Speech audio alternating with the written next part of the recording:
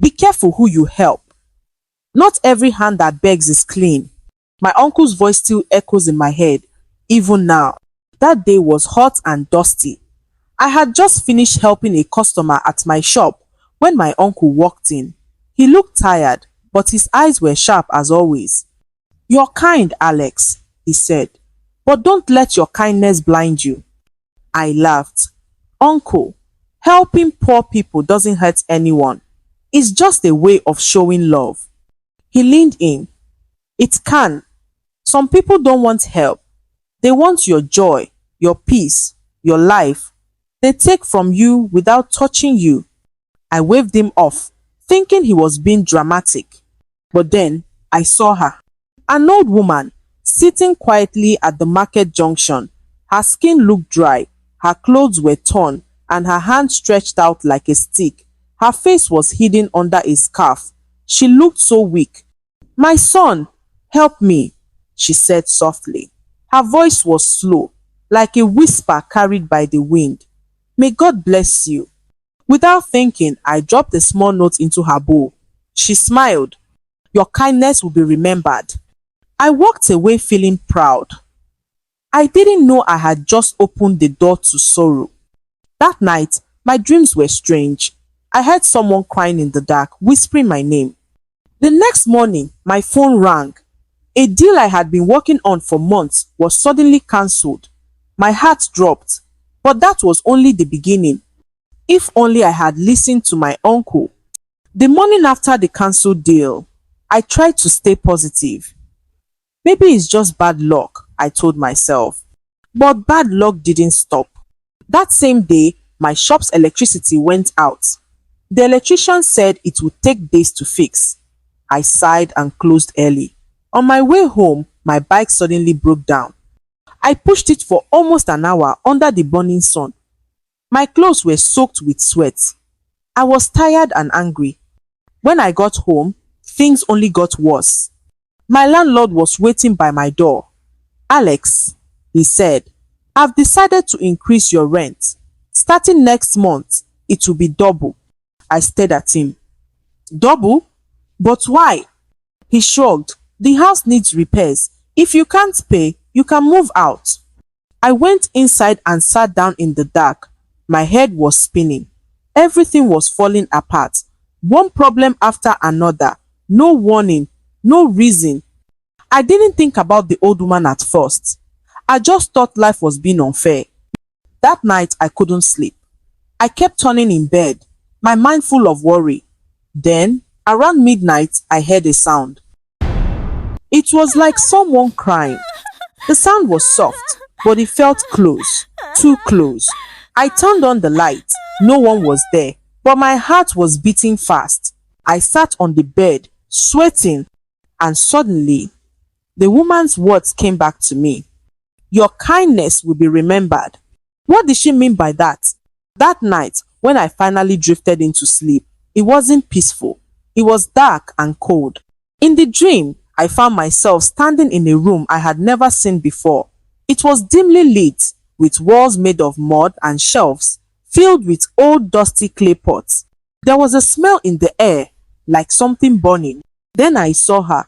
The old woman sat in the center of the room, her head low, whispering strange words. She didn't notice me at first. She was focused on the pots. Each pot had a name written on it with red ink. I stepped closer. Her hand moved over one pot gently, like she was protecting it. Then she began to pour dark water into it from a small calabash while chanting softly. When I looked down to see the name on the pot, my blood froze. It said Alex. She looked up slowly, and for the first time, I saw her eyes. Dark, empty, and full of sorrow. Her lips moved, but no sound came out. Then suddenly, her face changed. She smiled, but it wasn't a kind smile. It was the kind of smile that makes your bones feel cold. I woke up screaming, my chest tight, my shirt soaked in sweat. The dream felt too real. I touched my chest and whispered, "God, what is happening to me?" My uncle's warning was no longer just words. It was becoming my reality. Something was terribly wrong. The next morning, I couldn't stop thinking about the dream. I tried to convince myself it was just my mind playing tricks. But deep down, I knew something wasn't right. I went to my shop, hoping work would distract me. But things got worse. Customers passed by without stopping. My best supplier said they could no longer give me goods on credit. Even the woman who usually helped me clean didn't show up. It was like the world had turned against me overnight. That afternoon, I walked to the market junction again. Maybe I just needed to see her, see if she was real. Maybe I was just overthinking everything. There she was, sitting in the same spot, in the same clothes, with the same outstretched hand.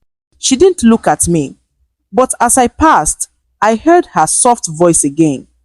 My son, help me. My feet froze. My heart began to race. I didn't turn around. I just kept walking. But something about her voice felt different this time. Stronger, clearer, almost knowing. When I got back to the shop, my neighbor Chi was waiting outside. He looked tired and pale. Alex, he said quietly, can I talk to you? I nodded. He looked around, then whispered, ever since I gave money to that old woman at the market, my life has turned upside down. My heart dropped. You too? I asked. She nodded slowly. I think she's not just a beggar. That's when the fear truly began. She sat down on a wooden bench outside my shop. He looked tired, like someone who hadn't slept in days. I thought I was going crazy, he said. My car broke down 3 times in 1 week. My business is losing money. Even my girlfriend left me. All this started after I gave her money. I felt a cold chill run through my body. I had a dream, I told him, my voice shaky. She was doing something with clay pots. One of them had my name. She looked at me, eyes wide with fear. I had the same kind of dream. She was whispering and pouring something dark into a pot with my name on it. We sat in silence. Then we heard a voice behind us. It was Florence, another neighbor from the market. Her eyes were red, like she had been crying. You're talking about the old woman, aren't you? She asked. We both nodded. Florence sat down beside us. I've been giving her money for months. I thought I was doing the right thing. But now, I can't pay my daughter's school fees. My shop was robbed twice. My husband says I'm cursed. Tears ran down her cheeks. I've lost everything. That's when we realized something was very wrong. This wasn't just about bad luck. We weren't imagining things. We were not alone. Something evil had entered our lives through the hands we tried to help. And we needed to find out what to do before it was too late. We sat in silence for a long time. None of us knew what to say next. The market was still busy, but it felt like the world had slowed down around us. Chi wiped his forehead. So what do we do now? Keep suffering in silence? No, I said firmly. We need answers. We need to face her. Florence looked scared. You mean go and ask her? What if she's dangerous? I nodded. She already entered our lives without permission. We have nothing left to lose. We agreed to go that evening, just before sunset, when the market would be quiet. That whole day, my heart beat like a drum. I couldn't concentrate. My hands were shaky, and I kept hearing her voice in my head. Your kindness will be remembered. When evening came, we met near the old mango tree by the junction. The sun was low, painting the sky in orange and red. People were packing their goods, and the market was slowly emptying. We walked together, side by side. My legs felt heavy, like each step was pulling me deeper into something I didn't understand. Then we saw her. The old woman sat on her usual mat. Her scarf still covered most of her face. Her bowl sat in front of her, empty. She didn't look up. But as we got closer, she raised her head and gave us a soft, strange smile. My children, she said quietly, do you have something for me today? This time, we didn't come to give. We came for the truth. We stood in front of her, all three of us, Chi, Florence, and me. The old woman looked up at us slowly, her eyes hidden behind the shadow of her scarf. She didn't seem surprised. In fact, it felt like she had been expecting us. "My children," she said in a soft, shaky voice, "do you bring help today?" Chi stepped forward, his hands clenched. "We didn't come to give. We came to ask you something." She tilted her head, acting confused. "Ask me? What can an old beggar answer?" I took a deep breath and spoke. "Ever since we gave you money, our lives are falling apart. My business is dying. His car keeps breaking down. Her daughter dropped out of school, and we all had the same strange dream about you." Her smile faded. Florence's voice trembled. "Why are you doing this to us?" The old woman looked down into her empty bowl. Her fingers started to tremble. "I don't know what you're talking about," she whispered. "I'm just an old woman trying to survive." "No," she snapped. "Stop pretending. We know there's something you're hiding. Tell us the truth." Her hands tightened around the edge of the bowl. Her back straightened ever so slightly. And then, just for a second, we saw it. Her expression changed. Her kind, pitiful face dropped. In its place was something colder, stronger. But she quickly covered it with a weak smile again. "You gave freely," she said. "And now you come to take back your gift?" Her words sent chills down my spine. For a moment, none of us spoke. The silence around us was deep, almost heavy.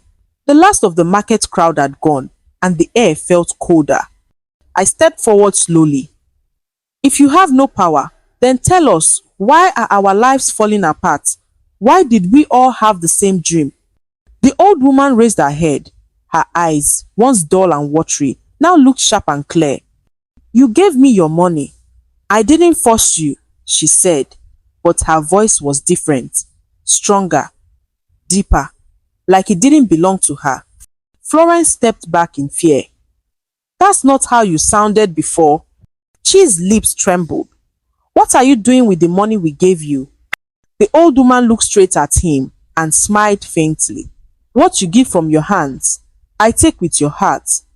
Her words didn't make sense, but they felt dangerous. Then she whispered something in a language we didn't understand.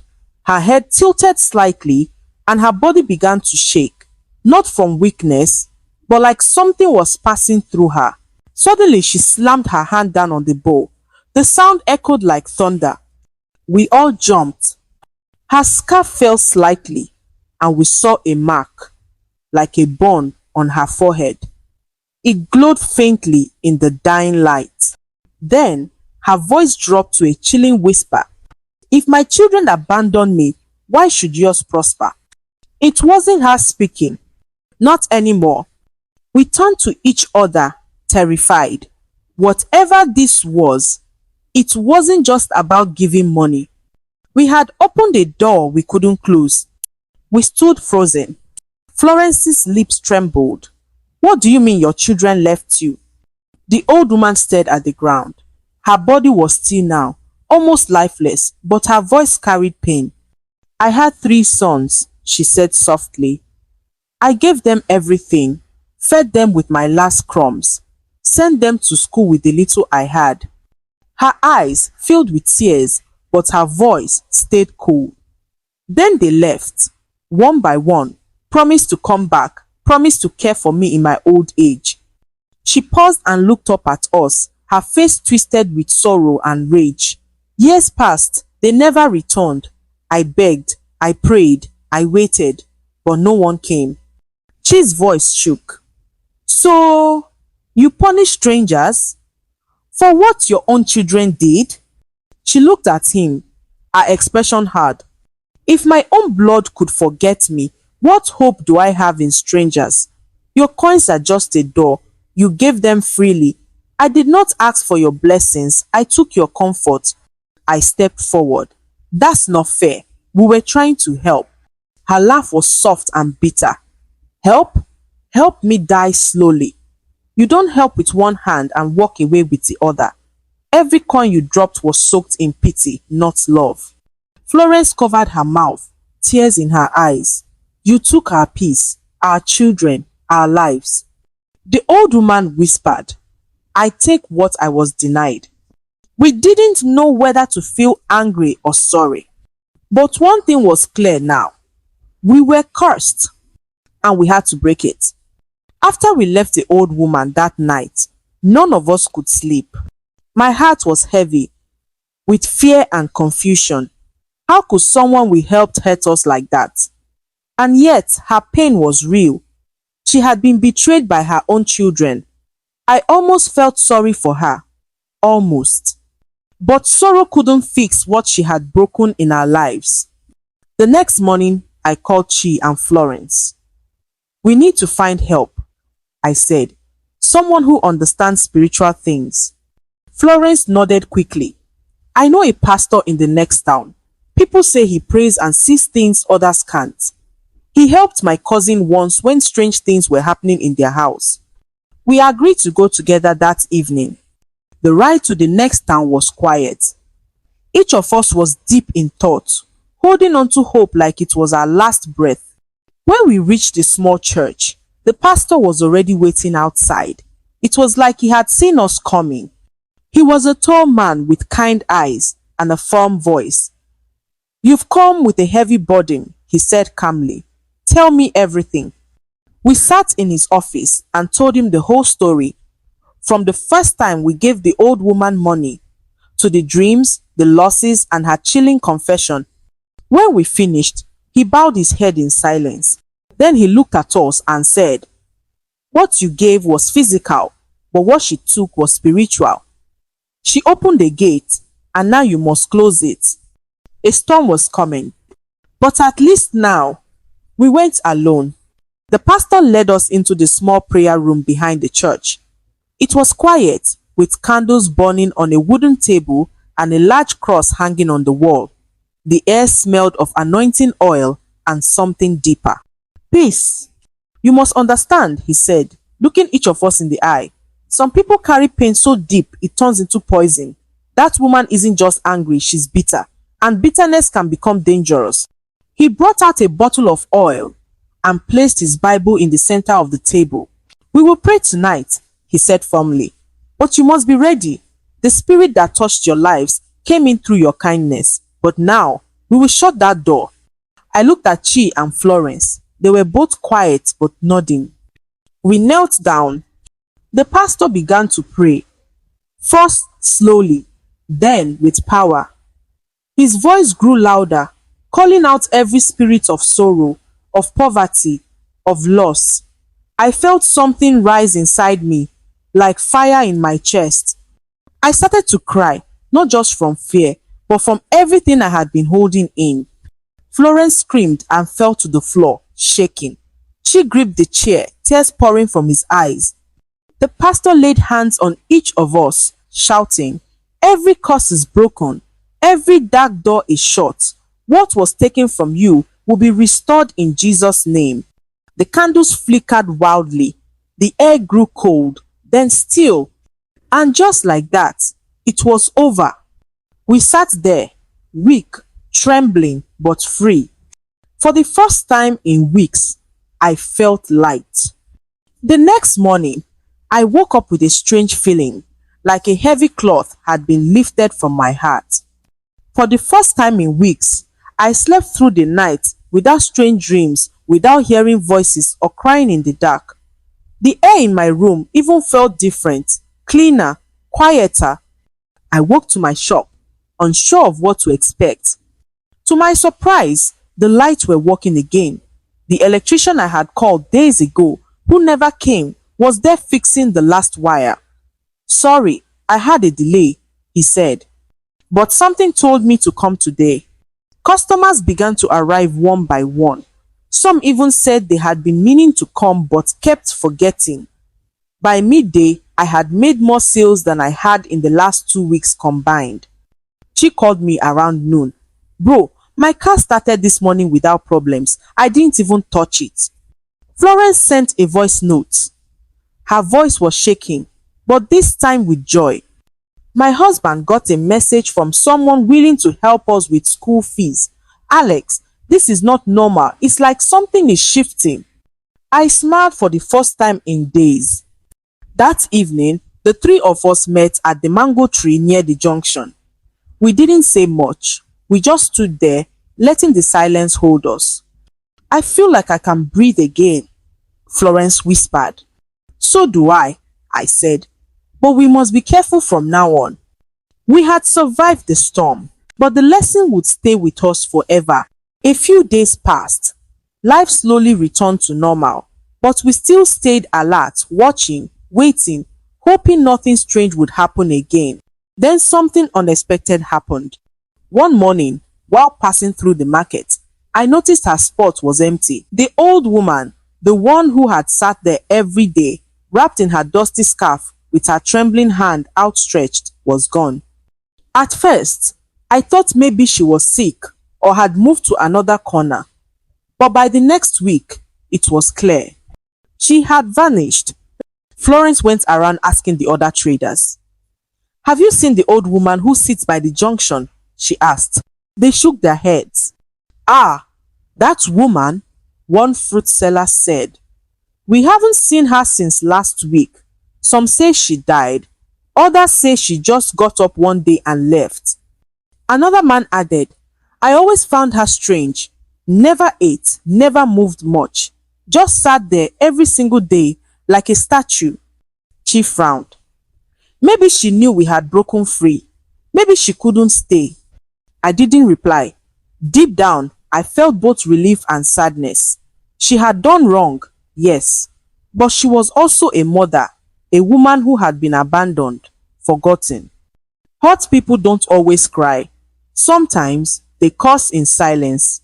We walked past her empty mat, still lying there like a shadow.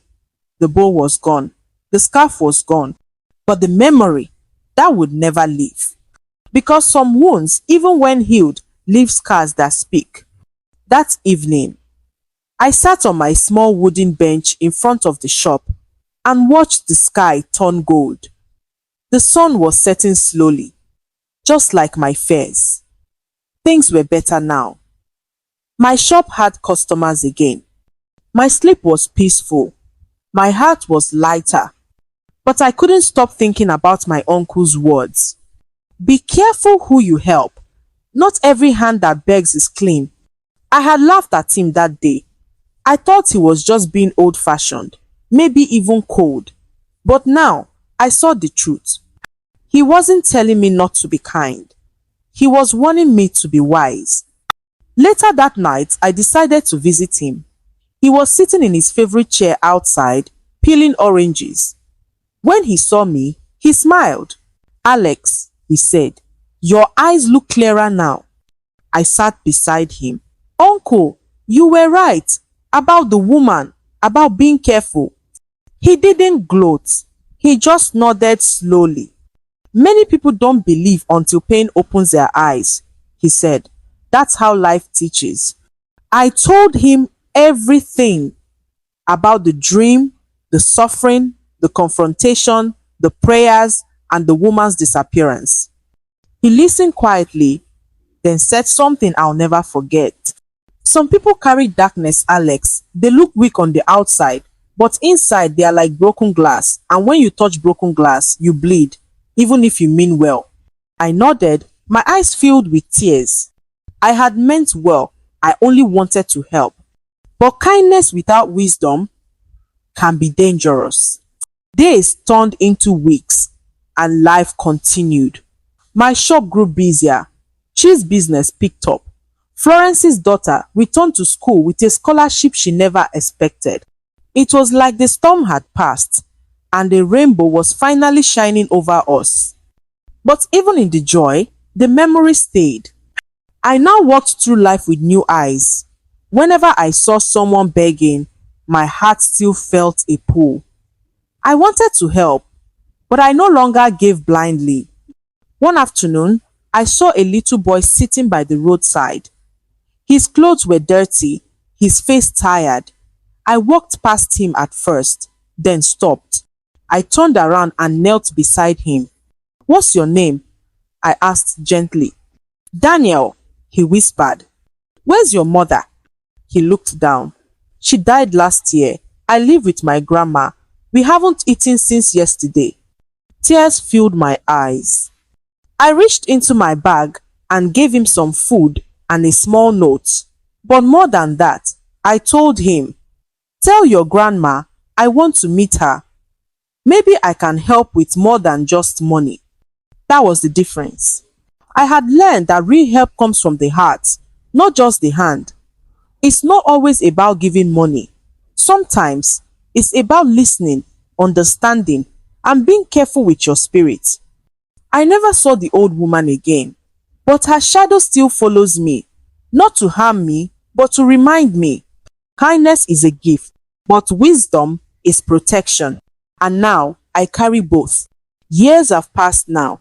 I am no longer the same man who dropped a few notes into a beggar's bowl and walked away, thinking he had done good. I've changed not just in mind, but in heart. I still help people. I still give. But I no longer move with blind hands. I move with open eyes. Sometimes, when I walk through the market and see someone sitting on the ground, I still hear her voice in my head. My son, help me. But I also hear another voice now clearer, stronger. My uncle's voice. Not every hand that begs is clean. It's not to make me cold. It's to keep me careful. Because now I understand. The world is full of people, some hurting, some pretending, some lost in shadows they didn't create, and some waiting to drag others into those shadows. The old woman may be gone, but the lesson remains. Chi, Florence, and I have become more than survivors. We are watchful, we teach others, we warn them gently, wisely. Every now and then, I return to the mango tree near the junction. I sit for a few minutes and look at the empty spot where she once sat. I close my eyes and whisper, I forgive you, and I pray your sons one day remember. Because even those who curse us were once children begging for love. And even broken hearts, if healed right, can learn to bless again. Moral of the story: kindness is a beautiful gift, but when given without wisdom, it can open the door to harm. Not everyone who asks for help has a pure heart, and not all pain is innocent. True generosity must walk hand in hand with caution. Help others, but protect your spirit.